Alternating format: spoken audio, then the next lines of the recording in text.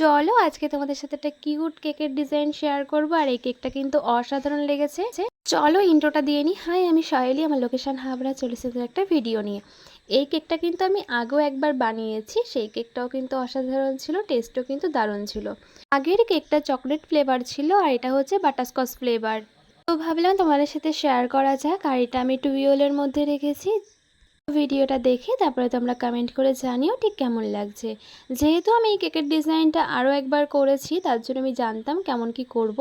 তাহলে ওই যে মাঝে মাঝে একটু ভয় হয়, তাই মাঝে মাঝে আবার ফোন দেখে চেক করে নিয়েছিলাম ডিজাইনটা ঠিক কেমন হবে। দেখো আমি তো ক্রাম কোটিং করার পর ফাইনাল কোটিং করে নিচ্ছি। আর ক্রিমটাও সেদিন করা খুবই ভালো ছিল, একটুও গলেনি, যেহেতু গরম পড়েছে তাতেও কোনো সমস্যা হয়নি।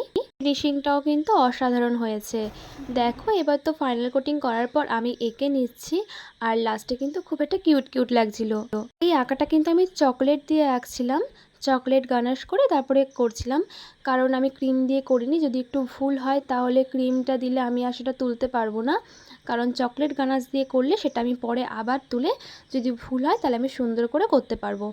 তো আমার কোনো প্রবলেম হয়নি, আমি করতে পেরেছিলাম একবারই, যেহেতু আমি আগে একবার করেছি এর জন্য। দেখো তোমাদেরকে দেখাতে পারছিলাম না, কারণ যেহেতু আমি আঁকতে হবে এবং চারি সাইডটা দেখো সেইভাবেই করছিলাম।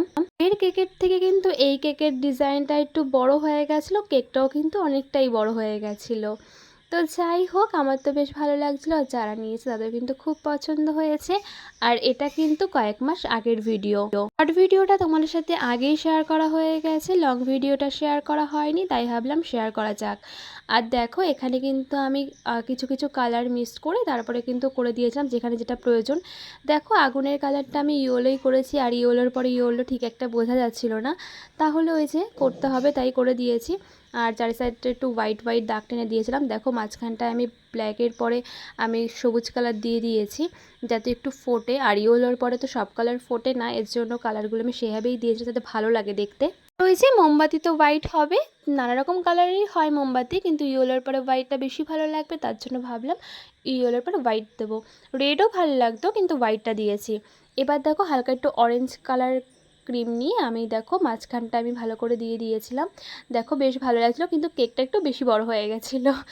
দেখো আমি অরেঞ্জ কালার ওই ক্রিমটা নিয়ে আমি টুপিটা করে নিয়েছিলাম, আর অরেঞ্জের মধ্যে এবার আমি দেখো হোয়াইট কালার হালকা হালকা দিয়ে দিয়েছিলাম, আর হোয়াইটটা অরেঞ্জ অরেঞ্জ হয়ে গেছিলো, যেহেতু আমি অরেঞ্জ কালার ক্রিমের মধ্যেই হোয়াইটটা দিয়েছি এর জন্য।